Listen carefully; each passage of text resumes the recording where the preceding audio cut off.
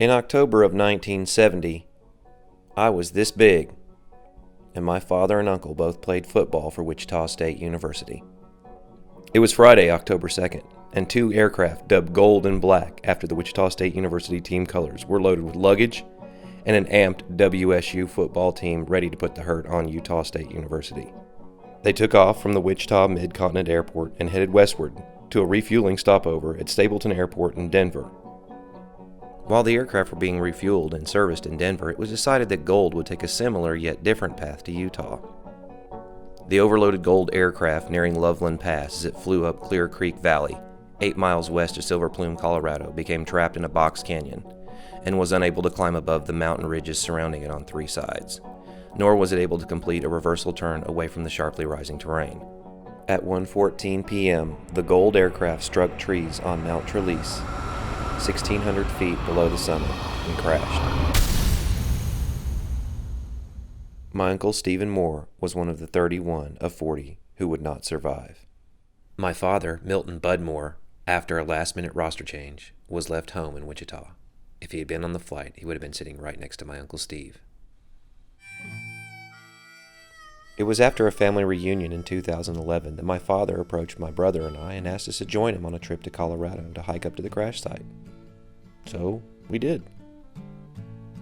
The 2-day journey to and in Colorado had given us time to be together as a family. We ate, drank, talked about life, all while touring the town that my father and Uncle Steve had been working in the summer before the crash. Oddly enough, the town was only a hop, skip, and a jump from the crash site. It was strange, but cool, and Dad had many a story to tell about the fun he and Steve had that summer 42 years ago. That's a picture of me, my dad, and my brother standing in a bar that he and Steve used to hang out in.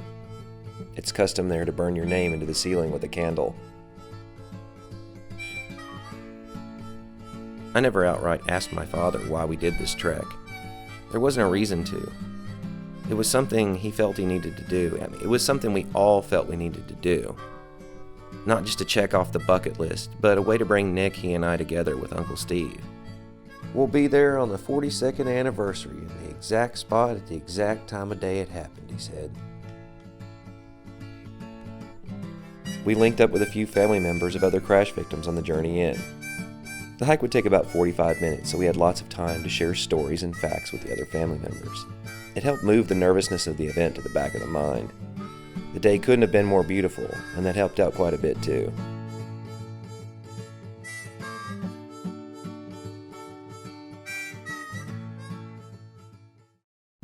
I expected the first glimpse of the crash to be ghostly, but it was far from that. There was tangled, ripped, and melted metal smeared all over the landscape. Chunks of trees with still visible burn marks. But it wasn't horrible. It was silent. It was respected. It was okay to mourn there. And the closer you got, the more you noticed that all the jagged, twisted matter was covered with countless signs of love. So many visits, so many loved ones, so many tears, so many resolutions. 1:14 p.m. came and went as it should have. My favorite was a memorial someone had taken up there for my Uncle Steve. It was like a little tombstone. It must have been a chore to lug that thing all the way up the mountain. The Moore family still doesn't know who put it up there. All I can say is my Uncle Steve must have been one heck of a guy.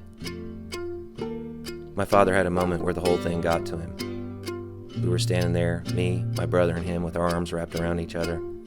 My father quietly said, "I should have been here." I thought about that statement for a moment. Then I realized it was never in God's plan for Bud to be on that plane. That's why he was held back. You see this picture right here? That's why I'm thankful. Happy Father's Day, Bud. I love you.